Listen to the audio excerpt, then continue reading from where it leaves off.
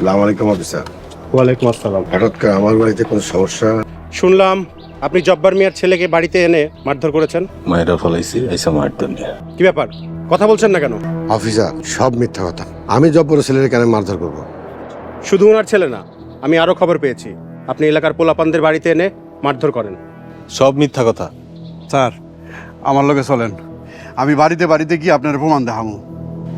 Officer, ওর পোলা আমার মেয়েরে বিরক্ত করছে, তাই একটু শাসন করছে।